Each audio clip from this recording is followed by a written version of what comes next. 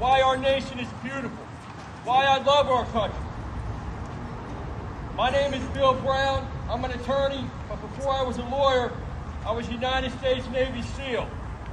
I was a SEAL during the jihadist attacks on 9/11, and I honorably served our country in Iraq. I have seen the horrors of jihadism, but I have also seen the best that our nation has to offer. I love this nation with everything I have, and I'm here to tell you why. Every one of you is privileged, not because of your wealth or status, but because you live in a nation founded on the most beautiful ideas ever transcribed in paper.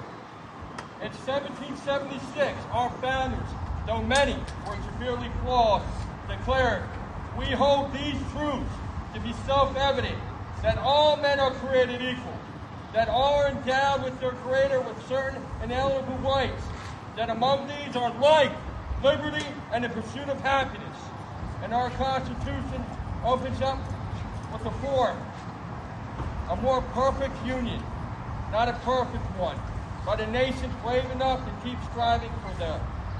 Those ideas change the world, and the story of America is a story of a beautiful people fighting generation after generation to live up to those beautiful ideas.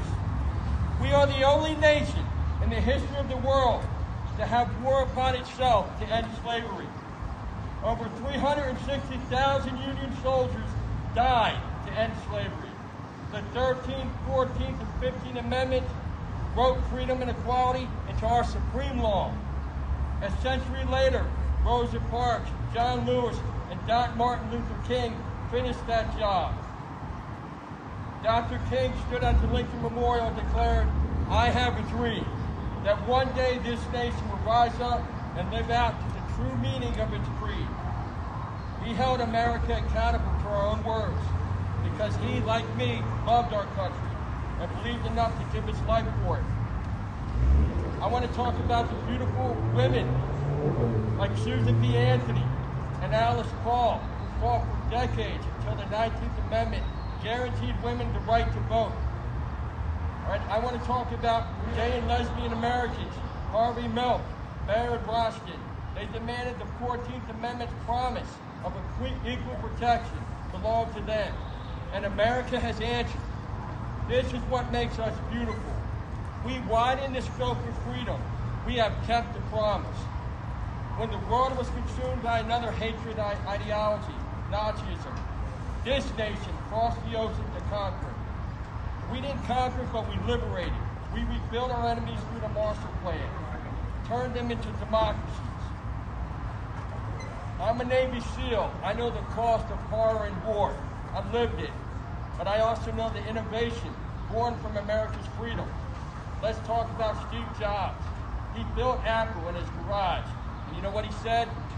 The people who are crazy enough to think they can change the world are the ones who do. Bill Gates brought computing to the world and then turned his fortune towards ending disease and poverty. Elon Musk built Tesla and SpaceX. And you know what he said? America is the spirit of human exploration. Just last month, NASA Artemis 2 mission sent astronauts around the moon for the first time in over 50 years. Right now, we have rovers on Mars, and we are standing at the very beginning of an AI evolution, a transformation that will be as profound as electricity, the internet, and the printing press. And we are leading the world in this new era. The AI revolution will reshape the legal community, medicine, education, and science, and every industry on earth. And our nation, America, is once again leading us forward. But here's something I need to tell you guys, and it's important, because I love our country. I love the freedoms and civil liberties our country represents. But here's the truth. Our universities, places that should be great laboratories of free thought on earth, became a place where cancel culture silenced dissent, where ideas not aligned with one ideology were punished rather than debated, where Jewish students were intimidated and harassed, and where the murder of a conservative speaker, Charlie Kirk, was celebrated. This is the opposite of everything our nation stands for. And remember what Dr. King said, our lives begin to end the day we become silent about things that matter. Never be silent. God bless.